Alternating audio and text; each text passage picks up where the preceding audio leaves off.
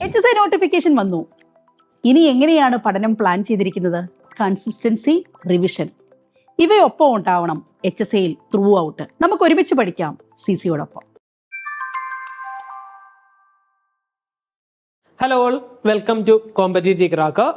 ഇത് നമ്മൾ നെറ്റ് എക്കണോമിക്സിന് വേണ്ടി പ്രധാനപ്പെട്ട ഒരു ടോപ്പിക്ക് ക്വസ്റ്റ്യൻസിൻ്റെ അടിസ്ഥാനത്തിൽ എന്ന് പറഞ്ഞാൽ പ്രീവിയസ് ഇയർ ക്വസ്റ്റ്യൻസിൻ്റെ അടിസ്ഥാനത്തിൽ നമ്മൾ പഠിക്കാൻ പോവുകയാണ്. ഓക്കെ, സോ നമ്മൾ ഇന്ന് പഠിക്കാൻ പോകുന്നത് സ്കൂൾസ് ഓഫ് തോട്ടിനെ കുറിച്ചാണ് അല്ലേ. സ്കൂൾസ് ഓഫ് തോട്ട് ഞാൻ ആദ്യം തന്നെ ഒരു ക്വസ്റ്റ്യൻ തരാം. ഇതൊരു PYQ ആണ്. Arrange the following schools of thought in economics in chronological order of their emergence എന്ന് പറഞ്ഞു കഴിഞ്ഞാൽ ഏതാണ് ആദ്യം ഉണ്ടായത് എന്നുള്ള ഒരു അറേഞ്ച്മെൻറ്റിൻ്റെ അടിസ്ഥാനത്തിൽ ഈ പറയുന്ന സ്കൂൾ ഓഫ് തോട്ട് അറേഞ്ച് ചെയ്യുക. സോ നമുക്ക് തന്നിട്ടുള്ളത് കെയ്നീഷ്യൻ എക്കണോമിക്സ് ഉണ്ട്, ക്ലാസിക്കൽ എക്കണോമിക്സ് ഉണ്ട്, ബിഹേവിയറൽ എക്കണോമിക്സ് ഉണ്ട്, നിയോ ക്ലാസിക്കൽ എക്കണോമിക്സ് ഉണ്ട്, മാക്സിയൻ എക്കണോമിക്സ് ഉണ്ട്. ഇവിടെ നമ്മൾ കുറച്ച് കുഴഞ്ഞു പോകും അല്ലേ. ഞാൻ കുറച്ച് ക്വസ്റ്റ്യൻ മോഡിഫൈ ചെയ്തിട്ടുണ്ട്. പണ്ട് ചോദിച്ചിട്ടുള്ള ചോദ്യം ഇങ്ങനെ ആയിരുന്നു. നമ്മൾ ആദ്യത്തെ കെയ്നീഷ്യൻ, ഓക്കെ, ഓപ്ഷൻ 1 കെയ്നീഷ്യൻ, രണ്ടാമത്തത് ക്ലാസിക്കൽ, മൂന്നാമത്തത് മോണിറ്ററിസം, നാലാമത്തത് മെർക്കന്റിലിസം. ഇതും ഇന്ന് കറക്റ്റ് ക്വസ്റ്റ്യൻ എന്ന് പറഞ്ഞാൽ ഇതായിരുന്നു. Keynesian, classical, monetarism, mercantilism. ഇത് നമുക്ക് വളരെ സിമ്പിളായിട്ട് ചെയ്യാൻ പറ്റും അല്ലേ. നമുക്കറിയാം നമ്മുടെ സ്കൂൾസ് ഓഫ് തോട്ടിൻ്റെ ആദ്യ കാലങ്ങളിൽ ഉണ്ടായിരുന്ന ഒരു സാധനമായിരുന്നു മെർക്കന്റിലിസം. അന്നത്തെ ഉണ്ടായിരുന്ന കച്ചവടക്കാരുടെ ചിന്താഗതിയാണ് നമ്മളെന്താണ് മെർക്കന്റിലിസം എന്ന് വിളിച്ചത്. ഓക്കെ, അതാണ് ഒന്നാമത് വരുന്നത്. പിന്നീട് നമ്മൾ നോക്കുമ്പോൾ എന്താണ് classical school of thought, Adam സ്മിത്തിൻ്റെ ഒക്കെ ക്ലാസിക്കൽ സ്കൂൾ ഓഫ് തോട്ട് വരും. പിന്നീട് എന്താണ് നമ്മുടെ കെയ്നീഷ്യൻ, 1930 ഗ്രേറ്റ് ഡിപ്രഷനൊക്കെ വന്നപ്പോൾ സൊല്യൂഷൻ കൊണ്ടുവന്ന കെയ്നീഷ്യൻ, ജോൺ മൈനാർഡ് കെയ്ൻസിന്റെ കെയ്നീഷ്യൻ വരും. അത് കഴിഞ്ഞ് മോണിറ്ററിസം വരും അല്ലേ. സോ ഈ 4 ഓർഡർ ആക്കാൻ വലിയ പാടൊന്നുമില്ല. പക്ഷെ ഞാൻ കുറച്ചും കൂടെ കട്ടിയാക്കി ഇവിടെ ബിഹേവിയറൽ എക്കണോമിക്സ് വന്നു, നിയോ ക്ലാസിക്കൽ വന്നു, മാക്സിയം വന്നു. സോ ഇതൊക്കെ വരുമ്പോൾ നമുക്ക് കുറച്ചും കൂടെ ഡിഫിക്കൽട്ടി വരാൻ സാധ്യതയുണ്ട്. പക്ഷെ ഒന്നുമില്ല, നമുക്ക് സിമ്പിളായിട്ട് ആൻസർ ചെയ്യാം. ഓക്കെ, സോ നമ്മൾ ഇതിൽ നോക്കുമ്പോൾ ആദ്യം നമുക്ക് മെർക്കന്റിലിസോ ഫിസിയോക്രസിയോ ഒന്നുമില്ല. ആദ്യത്തെ സ്കൂൾ ഓഫ് തോട്ട് ഏതായിരിക്കും ഇതിനകത്ത്? ക്ലാസിക്കൽ എക്കണോമിക്സ് ആണ് തന്നിരിക്കുന്നത്. ഫസ്റ്റ് ഏതാണ്? ക്ലാസിക്കൽ എക്കണോമിക്സ് ആണ്. സോ ആൻസർ എന്താണ്? 2. ഓക്കെ, ആദ്യം 2 തുടങ്ങും. സോ എല്ലാം ഓപ്ഷൻസ് തന്നിരിക്കുന്ന 4 2 സോ ഫസ്റ്റ് വരുന്ന രണ്ടാമത്തെ ക്ലാസിക്കൽ എക്കണോമിക്സ് ആണ്. അത് കഴിഞ്ഞിട്ട് നമുക്ക് കെയ്നീഷ്യൻ അത് കഴിഞ്ഞിട്ട് വരുമെന്നറിയാം. പക്ഷെ നമ്മുടെ കൺഫ്യൂഷൻ ഈ ബിഹേവിയറിസോ നിയോ ക്ലാസിക്കലും മാക്സിനും ഒക്കെ എവിടെ കിടക്കണ്ടെന്ന് അറിയത്തില്ല. സോ ഞാൻ പറഞ്ഞു തരാൻ പോവാണ്. ഇവിടെ രണ്ടാമത് വരുന്നത് മാക്സിയൻ എക്കണോമിക്സ് ആണ്. മാക്സിയൻ എക്കണോമിക്സ് ഈ ക്ലാസിക്കൽ എക്കണോമിക്സിൻ്റെ ആ ഒരു പീരീഡ് കഴിഞ്ഞിട്ട് തന്നെ ഫോർമുലേറ്റ് ചെയ്തതാണ്. മാക്സിയൻ എക്കണോമിക്സ് ആണ് രണ്ടാമത് വരുന്നത്. അത് കഴിഞ്ഞിട്ടാണ് നിയോ ക്ലാസിക്കൽ വരുന്നത്. അത് കഴിഞ്ഞിട്ടാണ് കെയ്നീഷ്യൻ വരുന്നത്. ഏറ്റവും ലേറ്റസ്റ്റ് ആയിട്ട് വന്നതാണ് ബിഹേവിയറിസം. സോ ഞാൻ പറയുന്നത് ശ്രദ്ധിക്കുക, ഇതിൻ്റെ ഓർഡർ ഇങ്ങനെയാണ്. First classical economics 18th century, Marxian economics 19th century, നിയോ classical economics late 19th century, Keynesian economics 1930s, behavioural economics 20th century എന്ന് പറഞ്ഞു കഴിഞ്ഞാൽ പോസ്റ്റ് 1950s. സോ നമ്മൾ ഇവിടെ മനസ്സിലാക്കേണ്ട കാര്യം, സ്കൂൾസ് ഓഫ് തോട്ടിനെ കുറിച്ച് വ്യക്തമായ ധാരണ നമുക്ക് വേണം. സ്കൂൾസ് ഓഫ് തോട്ടിനെ കുറിച്ച് എന്താണ്? വ്യക്തമായ ധാരണ വേണം. ഇപ്പം ക്രൊണോളജി നമ്മൾ പഠിച്ചു, ഓരോ സ്കൂൾ ഓഫ് തോട്ടിൻ്റെ ഐഡിയാസ് നമ്മൾ അറിഞ്ഞിരിക്കണം. സോ നമുക്ക് ഈ പഠിച്ച സ്കൂൾ ഓഫ് തോട്ടിൻ്റെ കൂടെ തന്നെ ഒരുവിധമുള്ള സ്കൂൾ ഓഫ് തോട്ട് എല്ലാം നമുക്ക് പെട്ടെന്നൊന്ന് റിവിഷൻ കണക്ക് ഓടിച്ചു പോകാം. സോ നമ്മൾ ആദ്യം തന്നെ ക്ലാസിക്കൽ എക്കണോമിക്സ് ആണ് ആദ്യമായിട്ടുള്ളത്, 18th സെഞ്ചുറി. ഇതിനു മുമ്പ് 2 സ്കൂൾ ഓഫ് തോട്ട് ഉണ്ട്. മെർക്കന്റിലിസം, ആദ്യകാലത്തെ മർച്ചൻസിനെയാണ് നമ്മൾ സ്കൂൾസ് ഓഫ്, ഒരു പ്രോപ്പർ സ്കൂൾ ഓഫ് തോട്ട് അല്ല, മെർച്ചൻസിന്റെ ചിന്താഗതിയാണ് നമ്മൾ ആദ്യത്തെ സ്കൂൾ ഓഫ് തോട്ടായിട്ട് വെച്ചിരുന്നത്. എന്ന് പറഞ്ഞാൽ മെർച്ചൻസ് എന്ത് ചെയ്യും? മെർച്ചൻസ് ഗോൾഡ് മാക്സിമം അക്യുമുലേറ്റ് ചെയ്ത് നമ്മൾ ഇങ്ങോട്ട് പൈസ ഉണ്ടാക്കണമെന്ന് ചിന്ത മാത്രമുള്ളതായിരുന്നു മെർക്കന്റിലിസം. സോ അത് കഴിഞ്ഞിട്ട് ഫിസിയോക്രസി ഉണ്ട്. ആരാണ്? ഫിസിയോക്രസി എന്ന് പറഞ്ഞാൽ നേച്ചർ എല്ലാം സംരക്ഷിച്ചോളും, നമ്മളൊന്നും ചെയ്യേണ്ടെന്ന് പറഞ്ഞ ആൾക്കാരാണ്. അത് കഴിഞ്ഞിട്ട് നമുക്ക് ആദം സ്മിത്തിന്റെ 1776 an inquiry in the nature and causes of wealth എന്ന് പറയുന്ന ഒരു ബുക്ക് ഇറങ്ങിയായിരുന്നു. ആ ബുക്ക് ഇറങ്ങിയത് കൊണ്ട് തന്നെ ആ സമയത്ത് വന്ന ഒരു സ്കൂൾ ഓഫ് തോട്ടാണ് ക്ലാസിക്കൽ എക്കണോമിക്സ്. എന്ന് പറഞ്ഞാൽ സ്ട്രക്ചേർഡ് ആയിട്ടുള്ള ഫസ്റ്റ് സ്കൂൾ ഓഫ് തോട്ട് ഏതാണ്? നമ്മുടെ 18th സെഞ്ച്വറിയുടെ ക്ലാസിക്കൽ എക്കണോമിക്സ് ആണ്. അത് ആദം സ്മിത്തിന്റെ 1776 വെൽത്ത് ഓഫ് നേഷൻസ് ഉണ്ടായി. അത് കഴിഞ്ഞ് നോക്കുവാണെങ്കിൽ പിന്നീട് വന്നത് മാക്സിയൻ എക്കണോമിക്സ്. നമുക്ക് ഡൗട്ടുള്ള സാധനമാണ്. നിയോ ക്ലാസിക്കലിന് മുമ്പ് തന്നെ മാക്സിയൻ എക്കണോമിക്സ് എമേർജ് ചെയ്തിട്ടുണ്ട്. അദ്ദേഹത്തിന് ഡാസ് ക്യാപിറ്റൽ എന്ന് പറയുന്ന ബുക്കിൽ നിന്നൊക്കെയാണ് ഈ ഐഡിയാസ് കൊണ്ടുവന്നത്. ക്ലാസ് സ്ട്രഗിളൊക്കെ അവിടെ വരുന്നുണ്ട്. അത് കഴിഞ്ഞിട്ടാണ് നിയോ ക്ലാസിക്കൽ എക്കണോമിക്സ് വരുന്നത്. ഓക്കെ, വില്യം സ്റ്റാൻലി ജവോൺസും കാൾ മേജർ ആൽഫ്രഡ് മാർഷലും ഒക്കെ ഇൻസ്റ്റിറ്റ്യൂഷണൽ എക്കണോമിക്സുമായിട്ട് കുറേ ഐഡിയാസ്, ഇൻസ്റ്റിറ്റ്യൂഷണൽ എക്കണോമിക്സ് അത് കഴിഞ്ഞിട്ട് വന്നു. സോ ഈ ആൽഫ്രഡ് മാർഷൽ വളരെ നമ്മൾ മൈക്രോയിലെ പല ഐഡിയാസ്, ഇപ്പം നമ്മൾ നോക്കുവാണെങ്കിൽ ഡിമാൻഡ് സപ്ലൈ തിയറി തുടങ്ങിയ കാര്യങ്ങളെല്ലാം കൊണ്ടുവന്ന ആരാണ്? ആൽഫ്രഡ് മാർഷലാണ്. അവരാണ് നിയോ ക്ലാസിക്കൽ വരുന്നത്. പിന്നീട് ഇൻസ്റ്റിറ്റ്യൂഷണൽ എക്കണോമിക്സ് ഉണ്ട്, വെബ്ലൻ, തോൺസ്റ്റൈൻ വെബ്ലന്റെ ഒക്കെ ഉണ്ട്. അതൊന്നും അറിഞ്ഞിരിക്കുക, വലിയ പ്രോമന്റ് ആയിട്ടുള്ളതെല്ലാം നമ്മൾ അറിഞ്ഞിരിക്കുക. സോ 1930 നമ്മൾ ഗ്രേറ്റ് ഡിപ്രഷൻ വന്നു. ഗ്രേറ്റ് ഡിപ്രഷൻ വന്നു കഴിഞ്ഞപ്പോൾ എന്താണ്? ക്ലാസിക്കൽ സ്കൂൾ ഓഫ് തോട്ടിന് ആ ഒരു പ്രോബ്ലത്തിന് സൊല്യൂഷൻ കണ്ടുപിടിക്കാൻ പറ്റിയില്ല. സോ കെയ്നീഷ്യൻ എക്കണോമിക്സ് വന്നു. ജോൺ മെയ്നാർഡ് കെയ്ൻസിന്റെ general theory of employment, interest and money എന്ന് പറഞ്ഞ 1936 ബുക്കിന്റെ അടിസ്ഥാനത്തിലാണ് വന്നത്. അത് കഴിഞ്ഞിട്ട് ഓസ്ട്രിയൻ എക്കണോമിക്സ് ഉണ്ട്. പിന്നെ വളരെ പ്രധാനപ്പെട്ട മോൺട്രസ്റ്റ് എക്കണോമിക്സ് ഉണ്ട്, മിൽട്ടൺ ഫ്രീഡ്മാന്റെ ഒക്കെ മണി സപ്ലൈയെ കുറിച്ചൊക്കെ കൂടുതലായിട്ട് പറയുന്നത്. സോ അത് കഴിഞ്ഞിട്ട് പിന്നീട് നോക്കുവാണെങ്കിൽ പോസ്റ്റ് കെയ്നീഷ്യൻ, പോസ്റ്റ് കെയ്നീഷ്യൻ ഉണ്ട്, ഡെവലപ്മെന്റ് എക്കണോമിക്സ് ഉണ്ട്, എൻവയോൺമെന്റൽ എക്കണോമിക്സ് ഉണ്ട്, ബിഹേവിയറൽ എക്കണോമിക്സ് ഉണ്ട്. ഇതൊക്കെ നമ്മൾ എമേർജ് ചെയ്യുന്ന കാര്യങ്ങളാണ്. അതൊരു സ്കൂൾ ഓഫ് തോട്ടാന്ന് പറയുന്നെങ്കിലും ആ ഐഡിയാസ് ഒക്കെ വന്നു. നമ്മൾ ലേറ്റസ്റ്റ് ആയിട്ട് നോക്കുവാണെങ്കിൽ ഫെമിനിസ്റ്റ് എക്കണോമിക്സും ഉണ്ട്, ന്യൂ ഇൻസ്റ്റിറ്റ്യൂഷണൽ എക്കണോമിക്സ് ഉണ്ട്. ഞാനിത് ജസ്റ്റ് പറഞ്ഞത് എന്താണെന്ന് വെച്ച് കഴിഞ്ഞാൽ നമുക്ക് എല്ലാവർക്കും അറിയാവുന്ന ഏതൊക്കെയാണ്? ക്ലാസിക്കൽ അറിയാം, കെയ്നീഷ്യൻ അറിയാം, മോൺട്രസോ അറിയാം, അങ്ങനെയുള്ള കാര്യങ്ങൾ അറിയാം. പക്ഷെ ന്യൂ കെയ്നീഷ്യൻ, ന്യൂ ക്ലാസിക്കൽസ് എന്ന് പറയുന്ന ആ ഒരു സ്ട്രക്ചർ വായിച്ച് നമുക്കൊരു ബോധം ഉണ്ടാകും. സോ ഇനി നമുക്ക് ക്വസ്റ്റ്യനിലേക്ക് പോകാം. Who is considered as the father of classical economics? വളരെ സിമ്പിൾ ആയിട്ടുള്ള ക്വസ്റ്റ്യൻ ആണ്. ആദം സ്മിത്ത്, അതൊന്നും ആരും തെറ്റിക്കത്തില്ല. ഓക്കെ, അടുത്ത ക്വസ്റ്റ്യൻ ശ്രദ്ധിക്കണം. The classical school of thought emphasizes government intervention in the market. ശരിയാണോ? ക്ലാസിക്കൽ സ്കൂൾ ഗവൺമെന്റ് ഇന്റർഫിയർ ചെയ്യണമെന്ന് പറഞ്ഞു ഒരിക്കലും പറഞ്ഞിട്ടില്ല. ഗവൺമെന്റ് ഇടപെടേണ്ട, ലേസസ് ഫെയർ ആണെന്ന് വേണമെന്ന് പറഞ്ഞ ആൾക്കാരാണ് നമ്മുടെ ക്ലാസിക്കലുള്ളവര്. എന്ന് പറഞ്ഞാൽ മിനിമം ഗവൺമെന്റ് ഇന്റർവെൻഷൻ മതി, എല്ലാം ഓട്ടോമാറ്റിക് ആയിട്ട് ശരിയാവുന്നതാണ് അദ്ദേഹം അവര് പറഞ്ഞത്. Supply side, the role of supply side factors in the economic growth. അത് ശരിയാണോ? അതാണ് ശരി. ഇവരുടെ ഒരു ലോ ഉണ്ടല്ലേ, സെയ്സ് ലോ, JBCയുടെ Say's law. Supply creates its own demand. എന്താണ്? Supply creates its own demand. ആ ഒരു സെയ്സ് ലോ എന്ന് പറയുന്ന ഐഡിയയിൽ സപ്ലൈ സൈഡ് ഫാക്ടേഴ്സ് ആണ് നമ്മുടെ എക്കോണമിക് ഗ്രോത്തിലേക്ക് നയിക്കുന്നതെന്ന് ആര് പറഞ്ഞു? നമ്മുടെ ക്ലാസിക്കൽ പറഞ്ഞു. ഓക്കെ, അതേസമയം importance of demand in the economy, aggregate ഡിമാൻഡിനെ കുറിച്ചൊക്കെ പറഞ്ഞ ഇവരല്ല. അഗ്രിഗേറ്റ് ഡിമാൻഡിനെ കുറിച്ച് ആരാ പറഞ്ഞ? അഗ്രിഗേറ്റ് ഡിമാൻഡിനെ കുറിച്ചൊക്കെ പറഞ്ഞ നമ്മുടെ ക്ലാസിക്കൽസിന്റെ കഴിഞ്ഞ് വന്ന കെയ്നീഷ്യൻസ് ആണ് വന്നത്. അഗ്രിഗേറ്റ് ഡിമാൻഡിനെ കുറിച്ച്, അഗ്രിഗേറ്റ് ഡിമാൻഡ് ബൂസ്റ്റ് ചെയ്യണോ എന്നൊക്കെ അവരാണ് പറഞ്ഞത്. Okay, redistribution of income through taxation ഇവര് പറഞ്ഞിട്ടില്ല. സോ നമ്മൾ മനസ്സിലാക്കേണ്ട കാര്യം, ക്ലാസിക്കൽ സ്കൂൾ ഓഫ് തോട്ടിന്റെ മെയിൻ ആയിട്ടുള്ള ടെനൻസ് നമ്മൾ ആലോചിക്കണം. ഒന്നാമത്തെ സാധനം സപ്ലൈ സൈഡ് കാര്യങ്ങളാണ് അവർ പറഞ്ഞത്, അതാണ് സെയ്സ് ലോ. ഓക്കെ, പിന്നെ ഇവര് പറഞ്ഞ വേറൊരു സാധനമാണ് ഫുൾ എംപ്ലോയ്മെന്റ് ഇക്വിലിബ്രിയം. എക്കോണമി എപ്പോഴും എന്തോത്തിലിരിക്കും? ഫുൾ എംപ്ലോയ്മെന്റ് ഇക്വിലിബ്രിയത്തിലെത്തും. പിന്നെ വേജ് പ്രൈസ് ഫ്ലെക്സിബിലിറ്റി. എന്താണ് വേജ് പ്രൈസ് ഫ്ലെക്സിബിലിറ്റി എന്ന് പറഞ്ഞാൽ എന്തെങ്കിലും ഒരു ഡീവിയേഷൻ എന്ന് പറഞ്ഞാൽ അണ്ടർ എംപ്ലോയ്മെന്റ് വല്ലതും ഇക്വിലിബ്രിയത്തിൽ നിന്ന് മാറി നിൽക്കുന്ന സിറ്റുവേഷൻ ആണെങ്കിൽ ഓട്ടോമാറ്റിക്കലി മാർക്കറ്റ് ഫോഴ്സസ് വഴി ഇക്വിലിബ്രിയത്തിലേക്ക്, ഫുൾ എംപ്ലോയ്മെന്റിലേക്കും തിരിച്ചു വരുമെന്നൊക്കെ പറഞ്ഞു. സോ ഇതൊക്കെയായിരുന്നു ക്ലാസിക്കൽസിന്റെ ചിന്താഗതി. ഇതെല്ലാം തലേ വരണം. മാത്രമല്ല ക്ലാസിക്കൽ സ്കൂൾ ഓഫ് തോട്ടിലുള്ള എക്കണോമിസ്റ്റുകളുടെ പേരുകളും വരണം. സോ അടുത്ത question, which classical economist introduce the theory of comparative advantage? Comparative advantage എന്ന് പറയുന്നത് ഇന്റർനാഷണൽ ട്രേഡ് ഇല്ലെങ്കിൽ ട്രേഡിലൊക്കെയുള്ള മെയിൻ കൺസെപ്റ്റ് കൊണ്ടുവന്ന ആരാണ്? David Ricardo. അത് ഡയറക്റ്റ് ഒരു ക്വസ്റ്റ്യൻ ആണ്. സോ ഇവിടെ നമ്മൾ എക്കണോമിക്സുകളെ കുറിച്ചുള്ള കാര്യങ്ങളെല്ലാം അറിഞ്ഞിരിക്കണം. അടുത്ത question, Keynesian economics focuses on the long run supply side adjustment of the economy. ഇല്ല, ഒരിക്കലും ഇല്ല. ലോങ് റണ്ണിന്റെ കാര്യം അവർ പറയുന്നില്ല. Short run fluctuations in aggregate demand. അതെ, കറക്റ്റ് ആണ്. ഷോർട്ട് റണ്ണിലെ അഗ്രിഗേറ്റ് ഡിമാൻഡിനെ കുറിച്ചാണ് അവർ ഡിസ്കസ് ചെയ്തത്. പെർഫെക്റ്റ് കോമ്പറ്റീഷൻ, നമ്മൾ ശ്രദ്ധിക്കണം. പെർഫെക്റ്റ് കോമ്പറ്റീഷൻ പറഞ്ഞ ആരാണ്?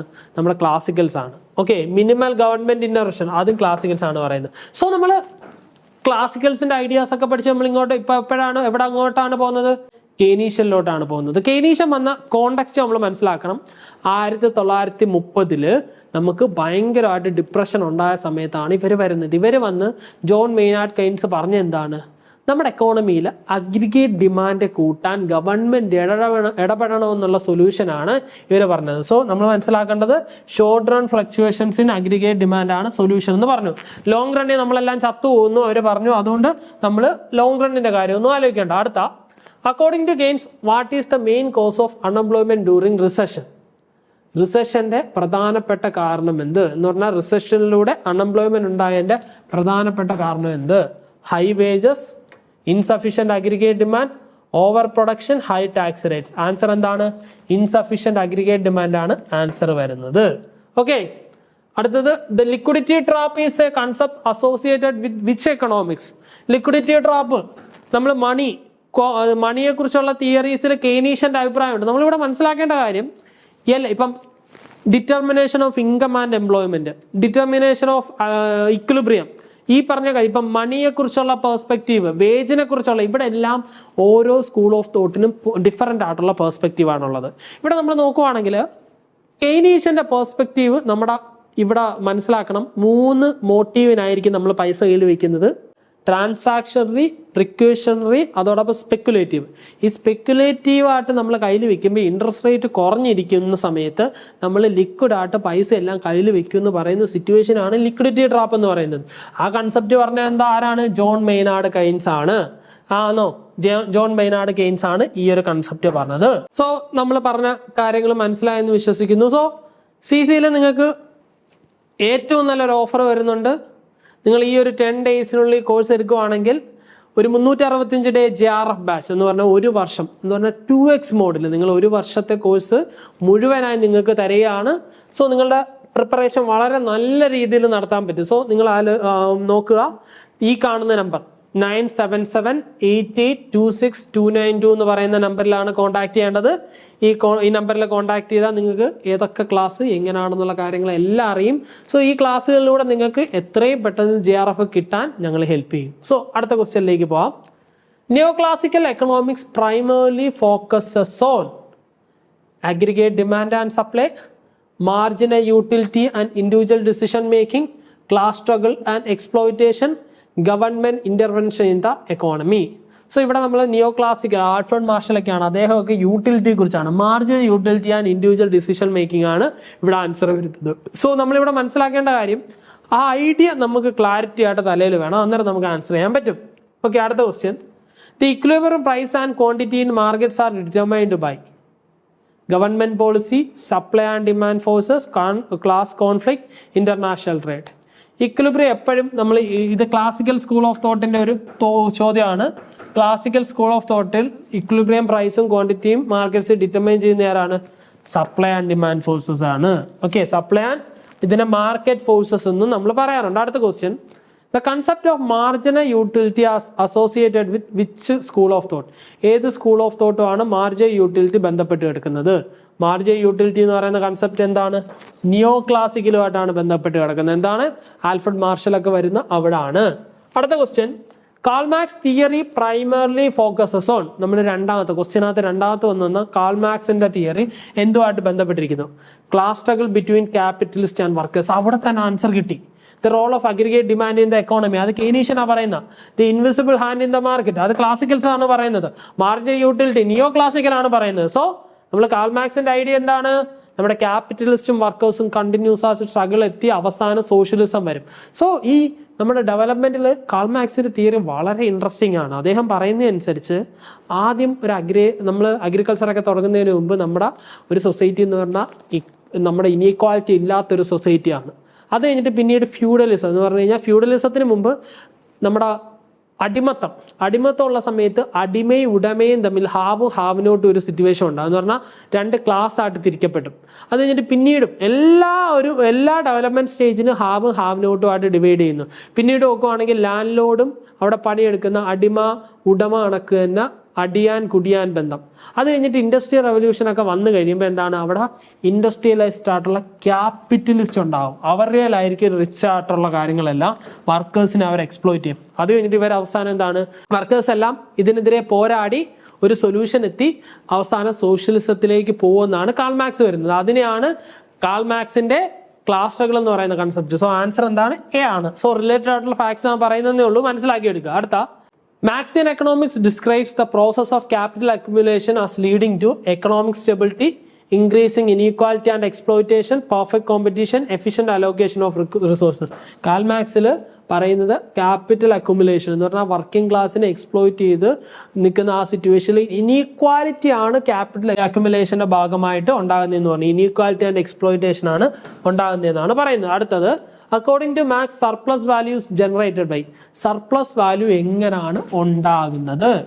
Capital investments, the exploitation of labour. അതെ, എക്സ്പ്ലോയിറ്റേഷൻ ഓഫ് ലേബർ ആണ് ആൻസർ വരുന്നത്. ഓക്കെ, എഫിഷ്യന്റ് മാർക്കറ്റ് സിസ്റ്റം എന്ന് പറഞ്ഞാൽ ക്ലാസിക്കലാണ്.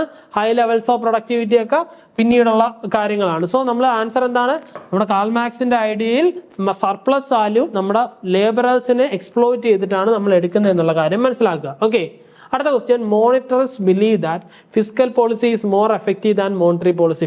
അവര് മോണിറ്ററി പോളിസിയെ സപ്പോർട്ട് ചെയ്യുന്നവരാണ്. Inflation is always monetary phenomenon, government intervention is necessary to stabilise the economy, aggregate demand determines long time growth.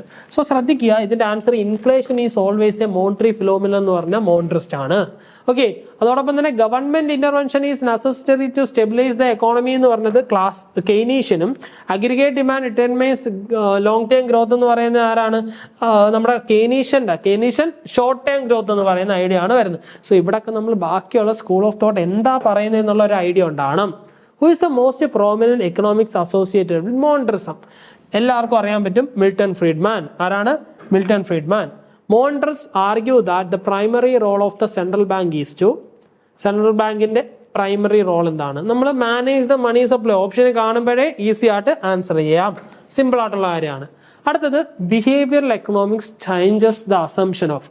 Behavioural economics ഏത് assumption ആണ് മാറ്റിപ്പിടിക്കുന്നത്? Rational decision making by individuals, perfect competition in markets, govern inefficiency, the invisible hand guiding markets. So നമ്മളിത് വളരെ behavioural economics latest ആയിട്ട് വന്നതാണ്. നമ്മൾ എല്ലാ economic തിയറിലും human beings rational ആണെന്ന് ചിന്തിക്കും. റാഷണൽ അല്ല എന്ന് പറയുന്ന കാര്യമാണ് ബിഹേവിയറിസ്റ്റ്. റാഷണലായിട്ട് പലപ്പോഴും ചിന്തിക്കാറില്ല. ഹ്യൂമൻ ബിഹേവിയർ വളരെ സബ്ജക്റ്റീവ് ആണെന്ന് പറയുന്ന ഐഡിയ ആണ് പറയുന്നത്. സോ അസംഷൻ ഓഫ് എന്താണ്? റാഷണൽ ഡിസിഷൻ മേക്കിങ്ങിനാണ് ബിഹേവിയറിസം ചലഞ്ച് ചെയ്യുന്നത്. സോ നമ്മൾ വളരെ സിമ്പിളായി കുറേ കാര്യങ്ങൾ ഡിസ്കസ് ചെയ്തു അല്ലേ?